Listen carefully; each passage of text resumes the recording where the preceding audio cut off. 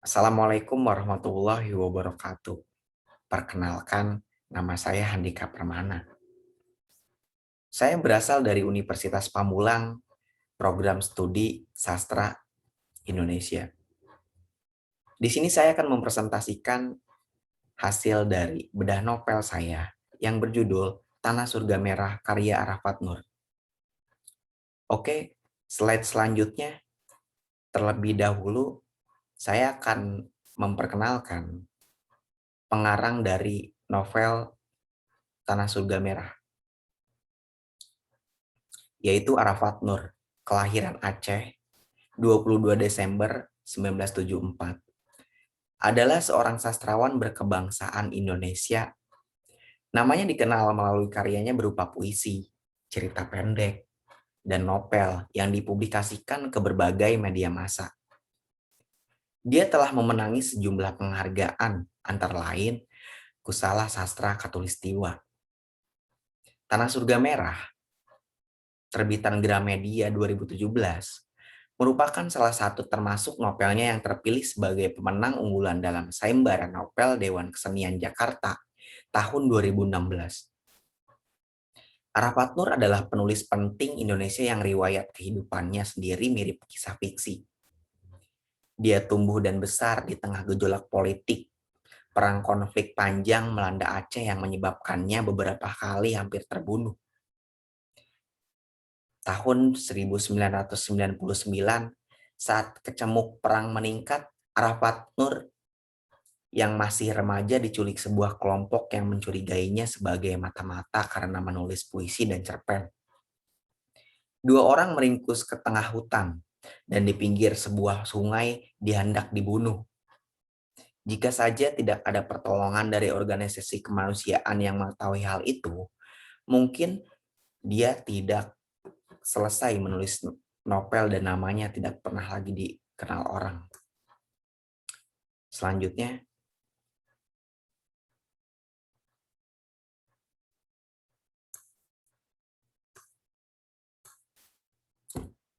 Tanah Surga Merah bercerita tentang kisah negeri pembenci buku.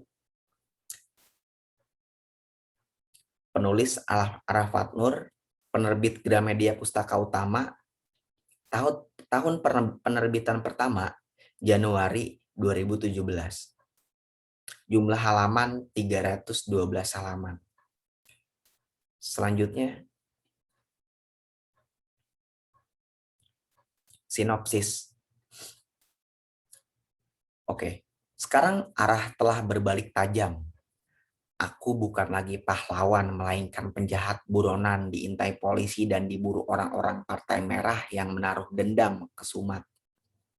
Adalah Murad, mantan pejuang kemerdekaan Aceh, dan mantan anggota Partai Merah yang kini menjadi buronan polisi dan Partai Merah karena dianggap sebagai pemberontak.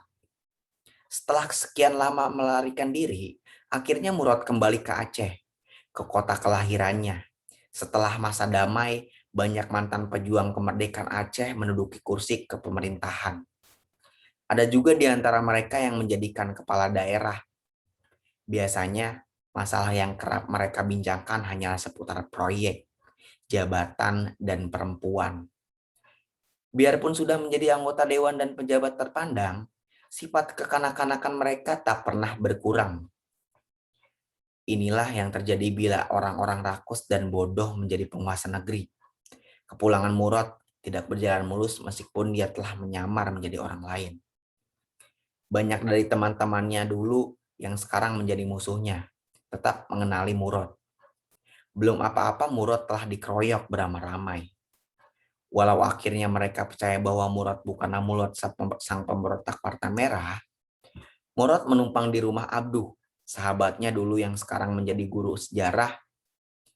Abduh seringkali menyayangkan budaya baca buku yang sangat rendah di Aceh. Dan herannya, budaya pacaran menjurus mesum meningkat di Aceh. Baik, terlebih dahulu saya akan membacakan resensi atau rangkuman dari novel Tanah Surga Merah yang sudah saya rangkum sedemikian rupa. Oke, Tanah Surga Merah ini membahas tentang Murad yang diceritakan dulunya adalah pejuang dari Partai Merah. Namun, ketika Partai Merah telah menjadi penguasa di Aceh, para pejabatnya lupa akan apa yang mereka perjuangkan dulu.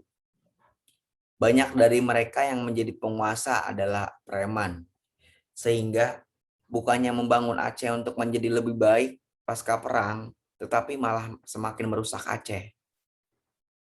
Di antara mereka banyak yang suka berjudi, korupsi, dan bermain perempuan.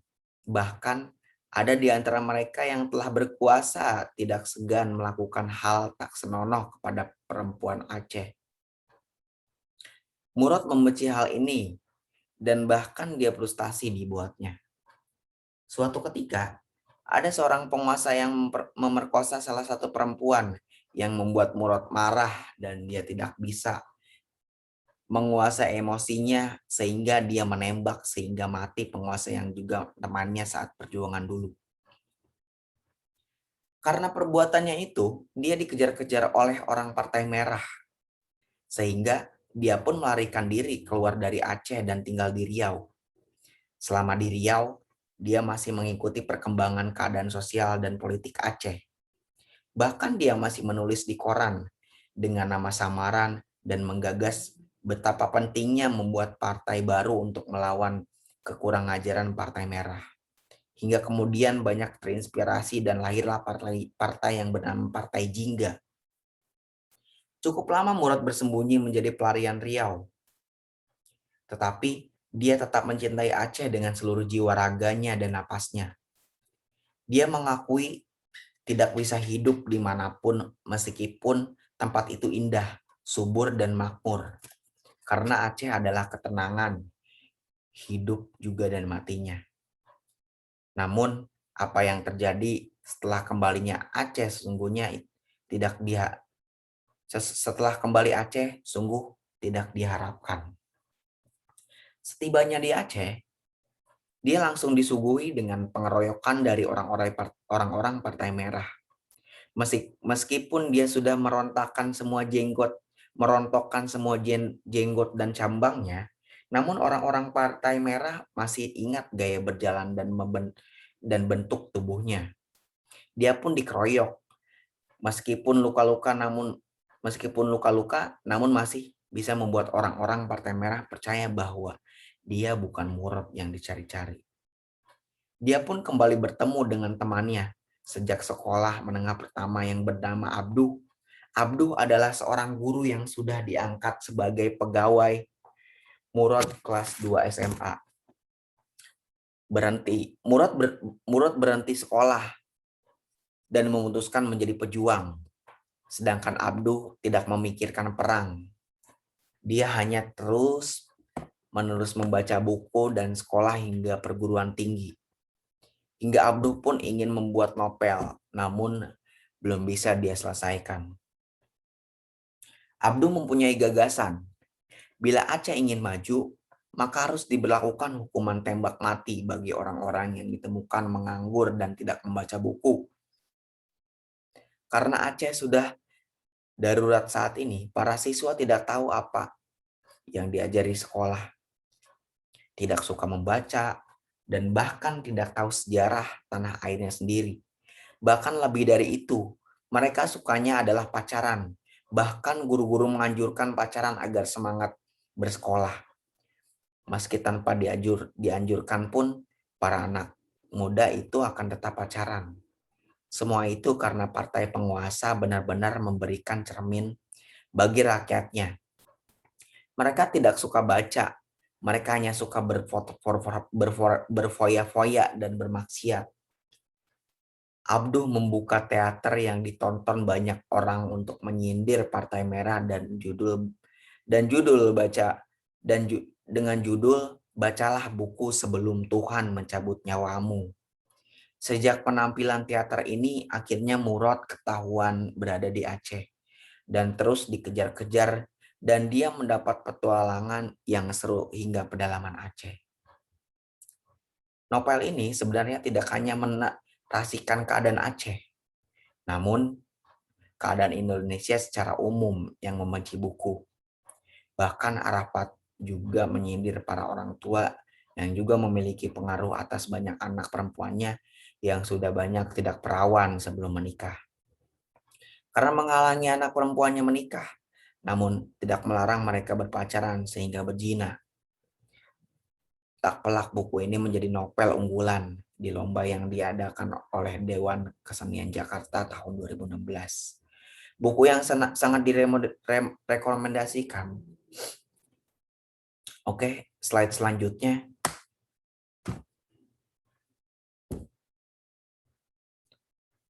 Nilai-nilai pendidikan dalam Tanah Surga Merah, yaitu nilai-nilai termasuk nilai religius, nilai moral, nilai sosial, dan nilai budaya.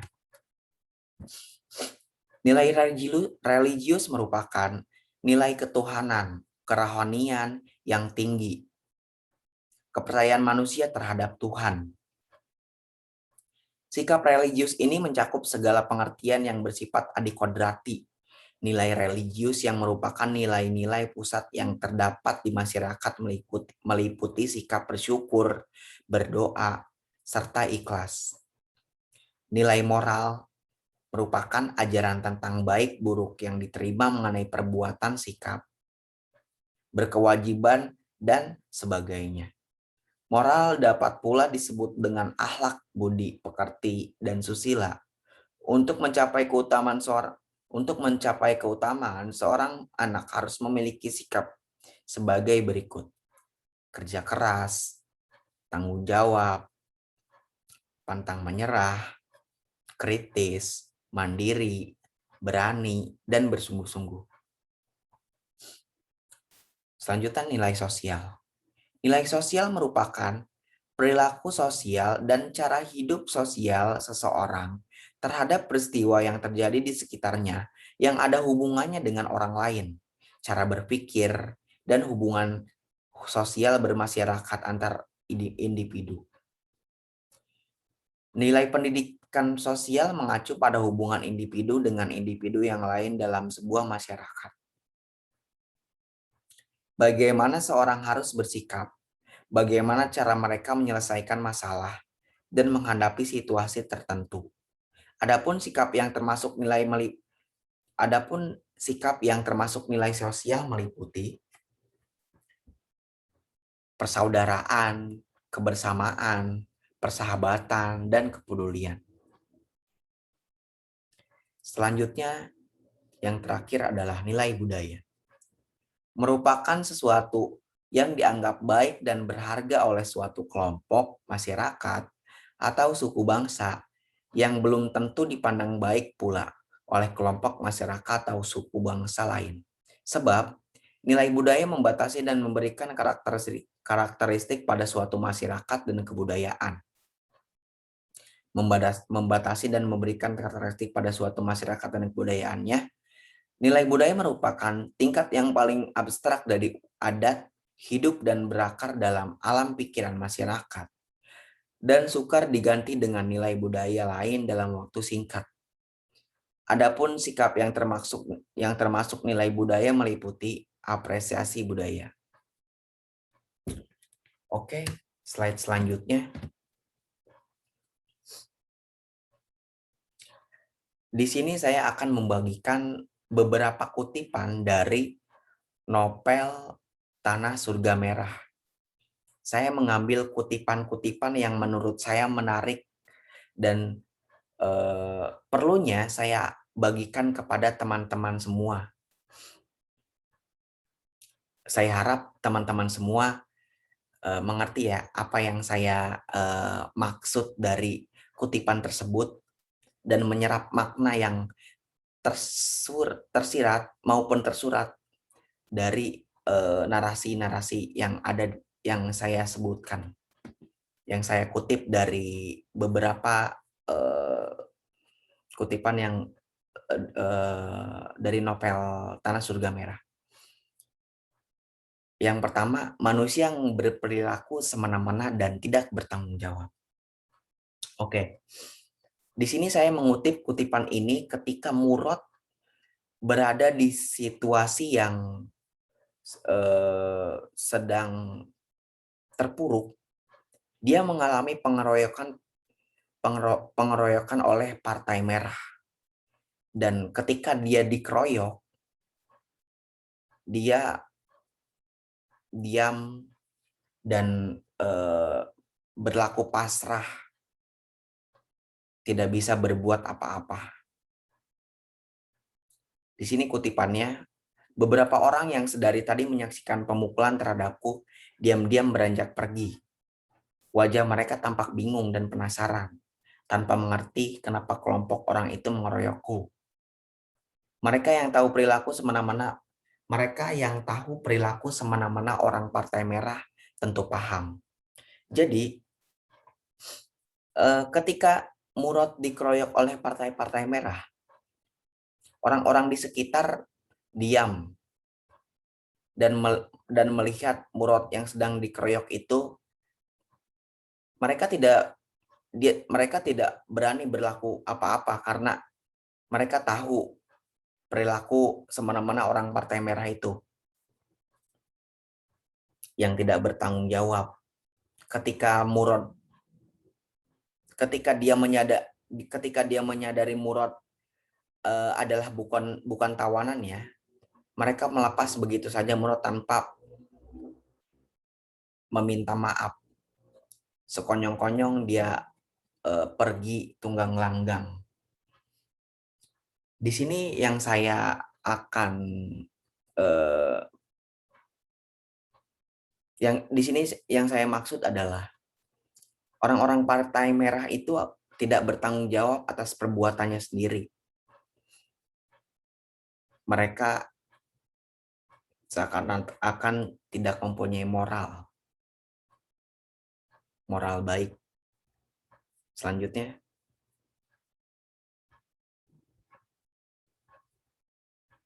orang-orang yang tidak tahu diri. Pada kutipan ini, ada sebagian orang yang menggunakan masjid bukan untuk sholat, melainkan untuk buang hajat. Sekiranya si pemakai rajin menjaga kebersihan, tentu tidak masalah. Yang kerap terjadi, setelah buang hajat, mereka meninggalkan begitu saja. Seolah tak perlu menyiramnya, dan mereka pun merasa tidak perlu menyucikan pantatnya. Kebanyakan kelakuan mereka serupa tukang sihir yang pantang membasuh buburnya selepas buang hajat. Jadi menurut saya ini sering terjadi ya di masyarakat, di kalangan masyarakat ya. Ketika orang-orang kebelet ya gitu, kebelet dan hendak BAB, buang air besar, mereka pergi ke masjid, tapi kadang pula mereka tidak menyiram kotorannya itu setelah mereka selesai buang air besar. Dan ini perilaku yang menurut saya tidak etis ya. Yang seharusnya mereka sudah numpang, bukannya sholat, malah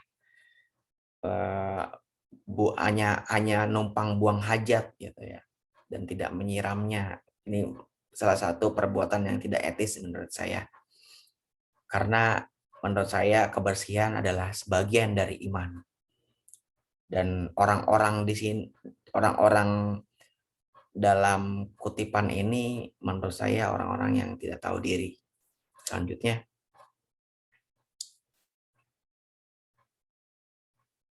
next. Anggota dewan yang serakah dan licik. Jumadil terlampau rakus merampas uang proyek untuk kepentingan pribadinya dengan memanfaatkan jabatan di dewan. Berikut penekanan sikapnya yang congkak dan suka main perempuan. Di sini saya ambil karena ketika seseorang menjabat dan atau mempunyai pangkat tinggi, mereka buta terhadap segala hal. Ada istilah yang mengatakan bahwa harta, tahta, wanita bisa membutakan orang terhadap segalanya. Bisa bisa bisa membuat orang lupa terhadap segalanya. Next. Ya, oke. Selanjutnya orang tua yang mengajari anaknya sopan santun. Dari kutipan ini saya ambil ketika Murad berkunjung ke rumah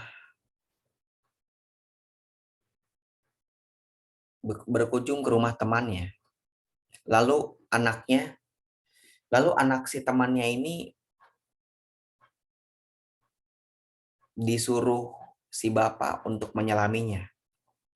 Jadi kutipannya seperti ini, Pak Cik Murad, ayo salami Pak Cikmu, desak ayahnya. Anak itu pun menyelami dengan malu-malu. Oh, anak tampan, baik hati ya, aku menyambutnya. Begitu melepaskan jabatan tanganku, anak itu berlari-lari kecil menuju ibunya yang mungkin sedang sibuk di dapur. Jadi kutipan ini tuh sering terjadi di kalangan masyarakat Indonesia khususnya ya. Ketika kedatangan tamu, orang tua menyuruh kita untuk menyelami si tamu. Sungkem ya kalau kata bahasa Jawanya tuh. Next. Kesadaran religi. Seusai mendirikan maghrib, aku bangkit melipat sejadah sambil terus memikirkan Tuhan. Dan untuk pertama kalinya untuk mulai mendirikan sholat setelah begitu lama aku tinggalkan. Jadi tokoh Murad ini ketika di perantauan, dia seringkali meninggalkan kewajibannya sebagai Muslim yang mewajibkannya untuk sholat. Jadi ketika dia balik lagi ke tanah kelahirannya di Aceh, dia mendirikan sholat kembali. Di sini menurut saya Murad mengalami kesadaran religi ya. Jadi sadar akan akan ketuhanannya gitu, kesadaran akan ketuhanannya. Next. Setan penggoda para pembaca buku. Tak seorang pun yang bersedia membaca buku bila tidak dipaksa. Buku seolah benda yang harus dimusuhi manusia dan segera dimusnahkan dari muka bumi ini. Seakan isinya mengandung penyakit menular yang amat berbahaya. Jadi kutipan ini menurut saya menarik ya. Karena kebanyakan orang rata-rata tidak menyukai buku. Tidak suka membaca ya. Jadi pengarang secara tersurat mengeritik atau memberi pesan moral kepada kita bahwasanya tak seorang pun yang bersedia membaca buku bila tidak dipaksa ya. Jadi harus dipaksa, kita harus memaksakan diri untuk membaca gitu agar suka buku ya. Next. Selanjutnya. Kepedulian sosial. Aku memutuskan keluar sekolah dan bergabung dengan pejuang atas kemauan sendiri karena tidak tahan dengan sikap tentara yang begitu kasar dan kejam. Mereka kerap membunuh, menculik, menjarah, dan memukuli orang-orang seakan hanya itulah tugas utama para tentara yang dianjurkan negara. Jadi tokoh Murad atas kepedulian sosialnya, tokoh Murad ini merelakan keluar dari sekolahnya untuk bergabung dengan pejuang eh, gerakan Aceh Merdeka ya pada saat itu atas kemauannya sendiri. Karena Mu'rod tidak tahan dengan sikap tentara yang begitu kasar dan kejam. Jadi ini kepedulian sosial dari Murad sendiri itu ya. Next, pendidikan yang kurang baik. Hampir semua siswa di sekolah itu dungu-dungu. Dia tidak tahu apa-apa. Yang mereka pikirkan melulu jajan dan pacaran. Para gurunya juga tidak kalah bodoh. Bahkan demi memicu minat belajar, ada guru yang menganjurkan siswanya agar berpacaran. Jadi menurut saya di sini lucu ya. Ada guru yang memicu minat belajar, demi memicu minat belajar, seorang guru menganjurkan siswanya agar berpacaran. Padahal ketika siswanya sibuk berpacaran gitu, dia jadi tidak fokus akan pelajarannya gitu ya. Jadi pikirannya itu terobsesi dengan pacaran gitu ya dan jajan gitu. Di sini menggambarkan bahwasannya pendidikan yang kurang baik. Gitu. Next. Selanjutnya, slide selanjutnya. Tatanan moral yang rusak. Belum lagi siswa laki-lakinya yang sangat bandel dan nakal, berani melawan guru, terang-terangan, menentang. Tak jarang guru menemukan mereka isap ganja dan hirup sabu di jamban sekolah. Sama saja dengan sejumlah orang-orang Partai Merah dan anggota dewan, bahkan wali kota sendiri adalah penghisap sabu. Beberapa orang Partai Merah justru menjadi bandar dan agen pengedar ganja dan sabu yang menjualnya pada remaja dan paket anak sekolah. Sungguh rusak ya sistem tatanan moral di sini dalam narasi ini. Seakan-akan pengarang tuh mengkritik di daerahnya gitu ya, bahwa orang-orang di sana tuh tidak baik gitu ya, tatanan moral yang rusak. Selanjutnya, generasi bodoh karena membenci buku. Tak ada seorang pun siswaku yang membaca buku. Jangan tanya soal pelajaran, jangan tanya soal dunia. Bahkan sejarah tanahnya pun mereka tidak tahu. Generasi Aceh sekarang adalah generasi bodoh yang tidak mengenal sejarah dan tidak tahu cara menghormati jasa para pejuang terdahulu. Jadi murid-murid Abdu, teman Murad, murid-murid Abdu di sekolahnya adalah menurutnya adalah generasi bodoh karena membenci buku. Tak ada satupun siswanya yang suka membaca buku katanya. Jangan soal pelajaran, jangan tanya soal pelajaran kata Abdu. Jangan tanya soal dunia, bahkan sejarah tanahnya pun mereka tidak tahu. Begitu bodohnya ya generasi Aceh itu menurutnya. Next. Selanjutnya,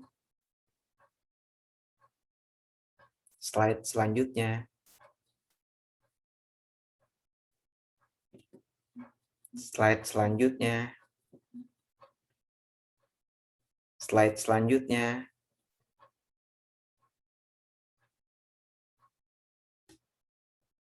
Slide selanjutnya. Halo.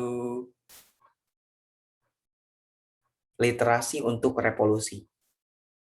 Hanya ilmu pengetahuan lah yang akan membawa Aceh ke zaman pencerahan. Bukan buku atau kitab adalah sumber segala ilmu dan pengetahuan. Pengetahuan hanya bisa didapat dengan cara belajar atau membaca. Tidak ada seorang pun manusia di dunia ini yang bisa menjadi pandai seketika tanpa pernah belajar dan tanpa pernah membaca buku. Ini adalah salah satu kutipan yang sangat saya sukai. Pengarang seakan-akan memberitahu kita lewat pesan ini secara tersurat gitu ya, secara langsung, bahwasanya ilmu pengetahuan lah yang akan membawa Aceh ke zaman pencerahan gitu ya. Jadi melalui ilmu pengetahuan dan buku-buku gitulah adalah sumber ilmu dan pengetahuan menurutnya gitu ya. Jadi mengajarkan kita bahwasanya ilmu pengetahuan itu bersumber dari buku gitu ya. Kita mesti membaca buku agar mendapatkan ilmu pengetahuan ya. Next, selanjutnya.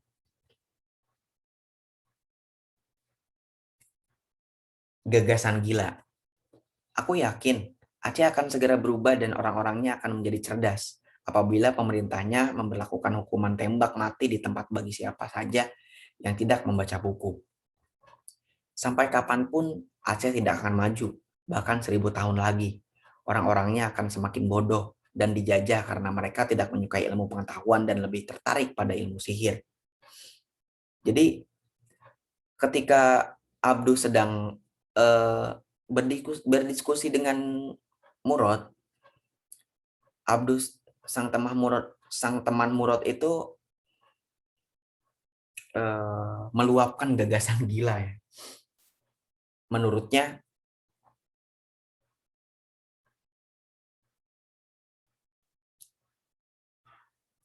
eh, menurut Abdul Aceh akan segera berubah dan orangnya akan menjadi cerdas apabila pemerintahnya memberlakukan hukuman tembak mati di tempat bagi siapa saja yang tidak membaca buku. Selanjutnya, manusia yang lupa diri karena tahta.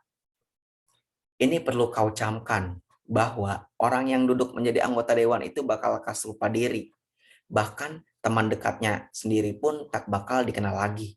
Kursi dewan itu sebuah kutukan Tuhan.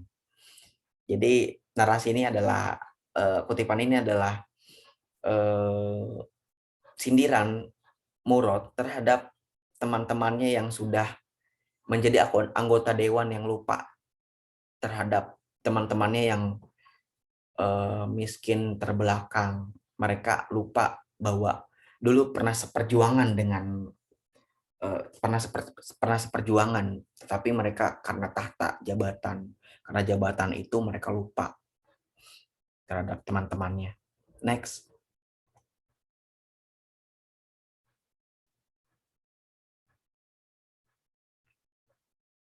tanah surga katanya. Jadi kenapa saya menamakan memberi judul Tanah Surga katanya? Saya ingat film Tanah Surga katanya yang di situ menceritakan seorang anak gitu yang di perbatasan Kalimantan.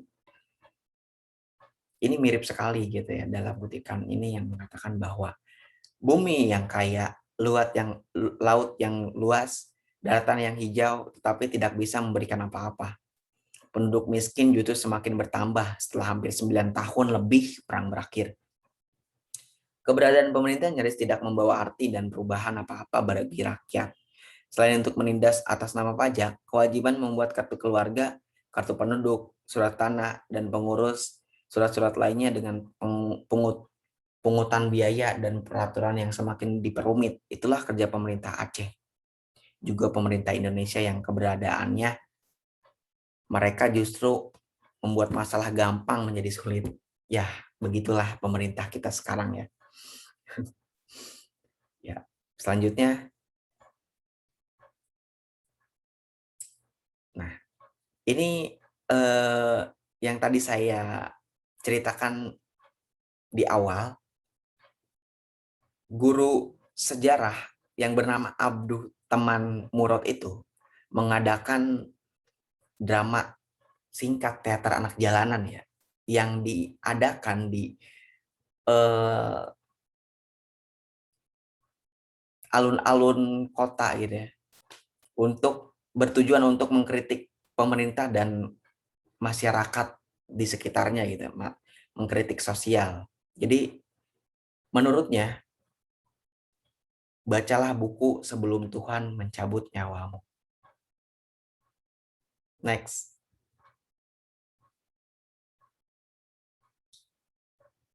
Nah, Ini adalah kutipan terakhir dari saya.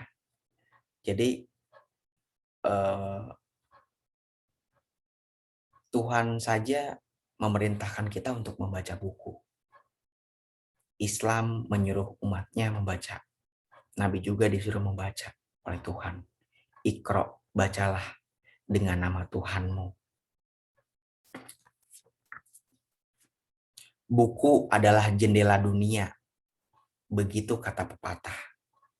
Sebuah bangsa atau negara yang memiliki budaya membaca buku akan menjadi maju. Coba lihat Jepang yang saat ini tidak hanya merajai Asia, tetapi juga dunia. Memiliki budaya membaca yang sangat kuat ketika dia dalam kereta mereka membaca buku. Bahkan di televisi ada program acara yang mempromosikan buku baru.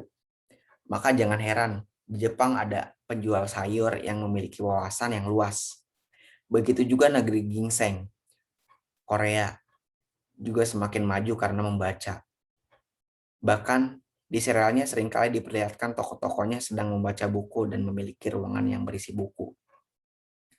Jadi bagi teman-teman tidak ada alasan untuk suka membaca buku ya, karena buku itu sumber ilmu pengetahuan, sumber dari segala ilmu pengetahuan gitu. Kita dari membaca buku itu bisa jadi tercerahkan, jadi wawasan kita menjadi luas dan tidak mandek gitu ya. Kita bakal tahu segalanya dari buku. Oke, itu saja pemaparan saya